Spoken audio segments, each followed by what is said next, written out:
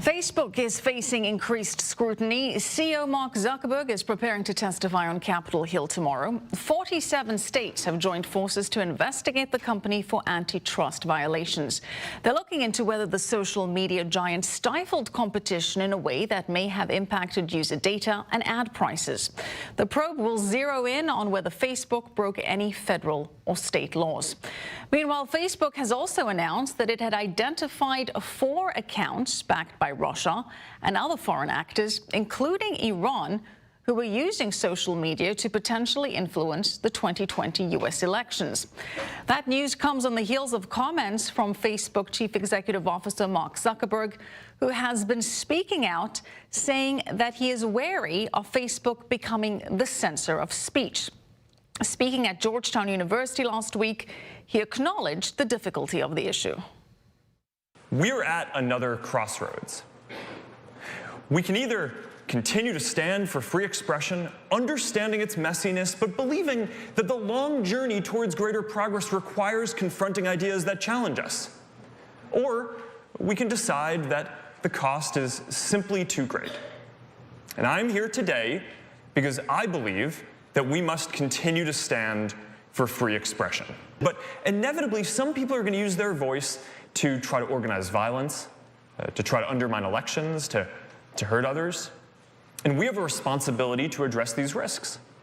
Because when you're serving billions of people, even if a very small % of them cause harm, that can still be a lot of harm. Joining me to discuss Zuckerberg's comments and Facebook's dilemmas is Thane Rosenbaum. He's a distinguished university professor at Thoreau College. He's also the author of a new book to be published early next year, Saving Free Speech from Itself. Thane, congratulations on the book, and thank you for being with us. Thank you, Michelle. All right, Thane, Facebook facing a lot of criticisms. One of the issues is that Mark Zuckerberg did not pull down a Trump campaign ad, which Democrats said was factually inaccurate. Here's how he responded to that. I believe that that it is important for people to be able to hear and see what politicians are saying. I think that when they do that, that speech will be heavily scrutinized by other journalists, by other people. So Zuckerberg making the point that it's not Facebook's role to fact-check these kind of ads. Does he have a point? No. You know, Facebook also serves as a news service. It has many roles. That's why it's facing now antitrust problems, because it's a large monopoly.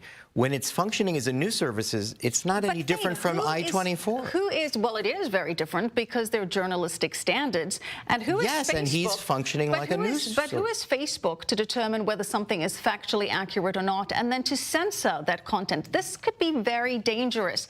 Facebook controls so much of the dominant ideologies that are propagated. If we give Zuckerberg the power to decide what political ad can and cannot run, that is how you shape and influence elections. Forget about Russians posting some ads. But Michelle, CNN, MSNBC failed to run that ad.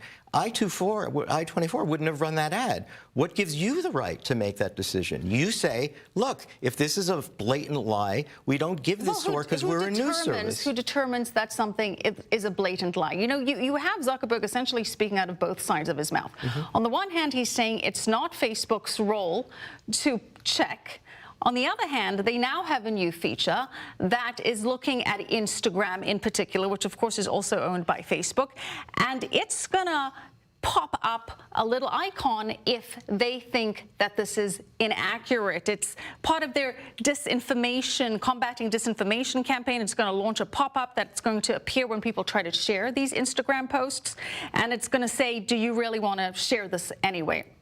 So there, they are determining if something is factually accurate or not. What gives them the right to do that, according to you? Well, that's my point. You see, my point is when you have a social media giant like this that has such power and such influence, the fairest thing is to just allow everyone to have a say. Let the reader beware. Let people use their own discernation tactics and figure out what is real, what isn't real, because you run the risk of Facebook censoring content, and we've already seen Facebook censoring conservatives across the board. Again, news services don't take that position. They don't say we just throw out all ideas. We don't care if it's real, whether it's fake.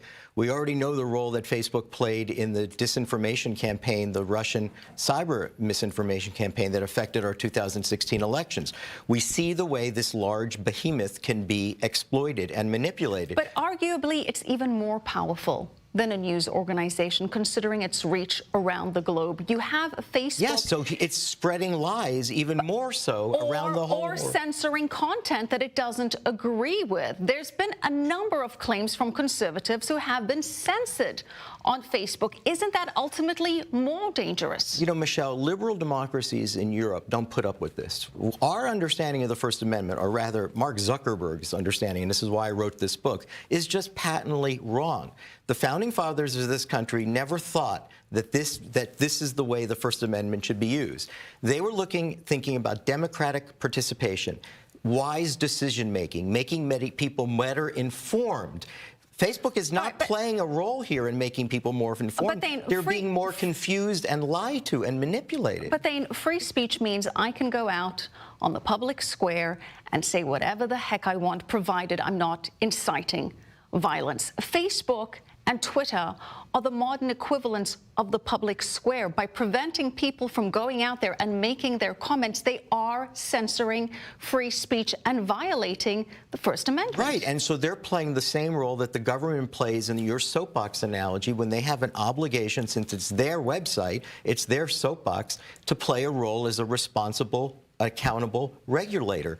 What he's saying is, I don't want to have any responsibility. I want to just have as many people have Facebook pages as possible. Neo-Nazis, violent groups, terrorist bomb makers. I think it's absurd. And, you know, in Europe... Isn't it safer, though? Isn't it safer rather than to give more control to a social media giant like Facebook, which has demonstrated political bias, and it's not the only one? Michelle, I do not feel safer thinking that the Boston Marathon bombers learned how to make a bomb on YouTube, and in Europe, they would have never been able to watch the video. With the exception of content, which is a direct instructional kind of video, to your point, on how to make a bomb. That is direct incitement of violence. Isn't it safer to let anybody say whatever the heck they want to say? Not lies. And you keep saying, well, you know, Thane, how can you know when something is a lie? Come on, we should be giving ourselves some credit. If things are demonstrable lies. If somebody goes to Central Park and stands on a soapbox and starts to say things that you walking past think are factually inaccurate, do you think you should summon the government to pull that person off the box? I'm no techie, but this is a whole different enterprise. Remember, the algorithm feeds me pages. You're talking about me walking by a park and going, this person seems like a lunatic. And Facebook directs the feed to me. And you're not concerned that Facebook then decides what you should be reading, what you should be seeing, how you should be influenced, especially when it comes to elections? Especially concerned when they're not weeding out blatant lies, falsehood, when they're not even showing any responsibility that they are also functioning as a news services. And when they are, Michelle, I think they do have journalistic requirements to say, when we function as a news service, we simply do not disseminate misinformation. My point is that they're being hypocritical, because some content they're going to classify as inaccurate, whilst other content, perhaps political ad campaigns which bring in revenue, they're not. All right. We agree that something needs to be done regarding Facebook. Thane, thank you so much. Thank you, Michelle.